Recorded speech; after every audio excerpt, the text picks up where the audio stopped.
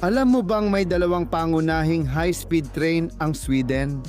Kadalasan, ang mga tao ay alam lang ang klasikong X2000 na madalas makita sa patalastas. Pero may isa pang hindi kilalang tren, ang SJ3000. Bago ito, mas makinis ang disenyo at baka mas maganda pa. Ngayon, aalamin natin. Hello at welcome. O hey, tara na sa Malmö Central Station at pupunta tayo sa Gothenburg, sakay ng high-speed tren ng Sweden. Dito magsisimula ang biyahe natin sa Malmö Central Stationen, pinakatimog na dulo ng SJ para sa mga pangunahing ruta pag Gothenburg at Stockholm. May iba't ibang serbisyo ang Malmö, tulad ng high-speed inner-city, commuter at night trains papuntang Sweden at mainland Europe. Ang main departure hall ng Malmö ay para sa Riles 511 na papalibutan ng tindahan, kainan at station lounge. Ang mga Riles 1 hanggang 4 ay matatagpuan sa mas mababang palapag at nagsisilbi sa mga tren na dumadaan papuntang Timog, Baybayin at Denmark.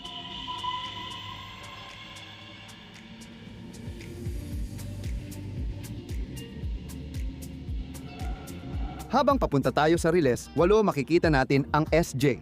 3,000 isang miyembro ng pamilya ng tren na Bombardier Regina.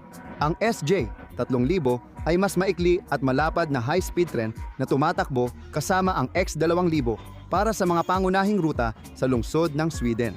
Kahit hindi ito kasing kapansin-pansin ng mas malaking kapatid, maganda pa rin ang tren na ito. Pag-usapan muna natin ang mga tiket bago sumakay. Ang one-way second-class ticket namin ay 485 crowns at karaniwan mula Malmö hanggang Gothenburg, ang presyo ay 275 hanggang 575 Swedish crowns. Mas mahal ng kaunti ang first class, kadalasan 700 hanggang 900 crowns at may mas maluwag na upuan, libreng kape at access sa SJ Lounge sa istasyon. Pwedeng bumili ng ticket online sa SJ website o app, ticket counter o self-service machine. Panahon na para sumakay.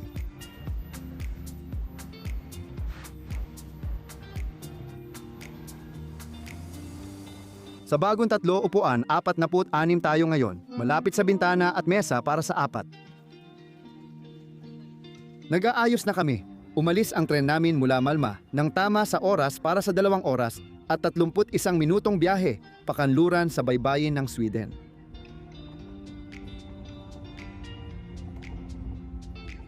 Habang bumibilis ang SJ 3,000 hanggang 200 km/h, unti-unting naglalaho ang skyline ng Malmö sa likod ng rail yard.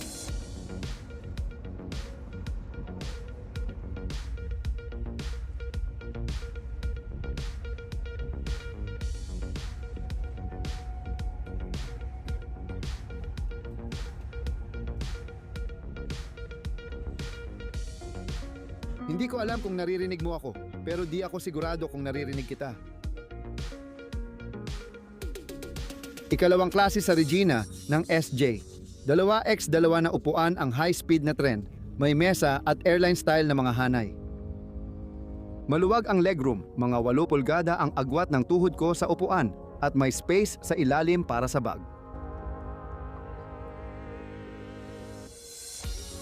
May maliit na elastic na bulsa, cup holder at tray sa likod ng upuan, mesa.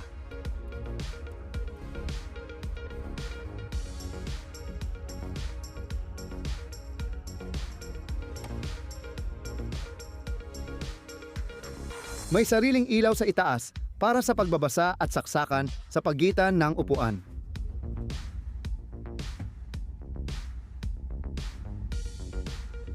May 4 pulgada ang pagitan ng binti ko at mesa, at sapat ang espasyo sa pagitan ng mga hanay para sa 2 matatanda na magkatapat. Ang malaking mesa ay naipupulupot palabas para magkasya ang mga laptop at may mga lugar para sa inumin na makikita sa paligid ng espasyo.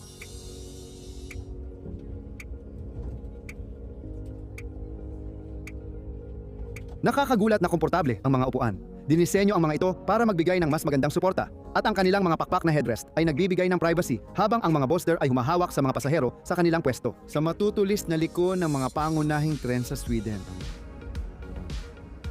May lever sa ilalim ng upuan para maurong ito at dumudulas paabante ang upuan ng ilang degree. Ngayon, mapapansin mo na kahit nakaupo tayo sa tabi ng bintana, parang milya-milya ang layo natin sa mismong bintana.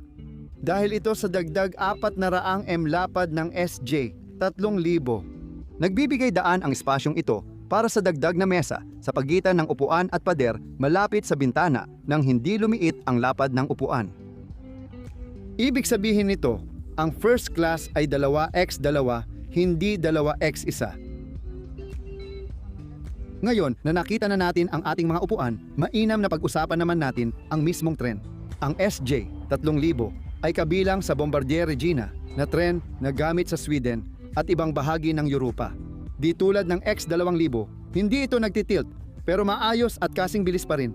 Naabot ang 200 kilometro kada oras. Dahil sa advance nitong suspension, bilang isang electric multiple unit na may distributed traction na gagawa ng 3,000 na pabilisin ang takbo nito agad paglabas ng mga istasyon.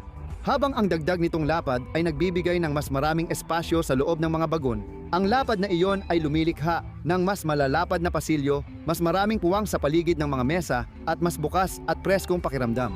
Bagamat X2000 ang pangunahing high-speed fleet ng SJ, mahalaga ring suporta sa network ng Sweden ang SJ 3000. Magaling na ang isa, pero mas mahusay sila kapag magkasama. Habang tumutuloy kami pahilaga, lumalantad ang mga bukirin, kagubatan at ilang baryo sa liwanag ng gabi. Nagpapakita ng magandang tanawin ang paglubog ng araw habang dumadaan tayo sa Helsingborg. Ang langit ay nagliliwanag sa malalalim na kulay kahel habang bumababa ang araw sa ibabaw ng Denmark.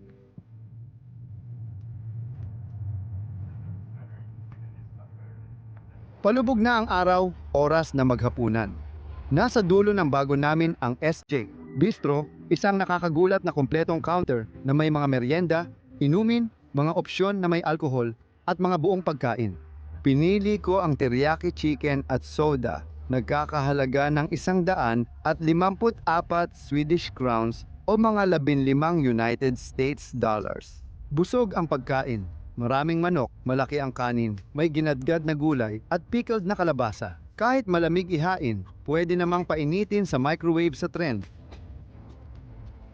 Habang patuloy kaming tumutungo sa Hilaga, makikita ang mga wind turbine na nakakalat sa tanawin bago tuluyang maglaho ang liwanag ng araw at maging tahimik ang kabin sa ritmo ng gabi.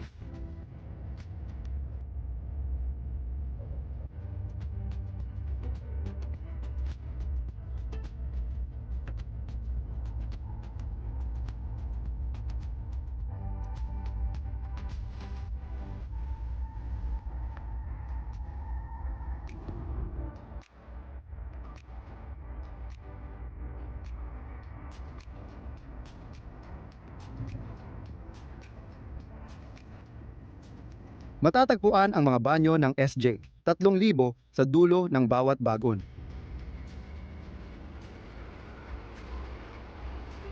Moderno, maliwanag, laging malinis, may sapat na espasyo at maayos ang kagamitan.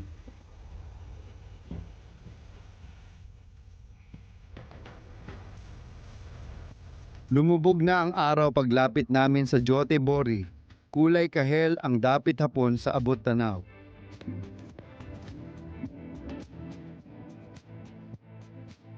Mabilis na palitan ng ilaw ng lungsod ang dilim ng kanayunan at dumating kami sa Gothenburg Central ng tama sa oras.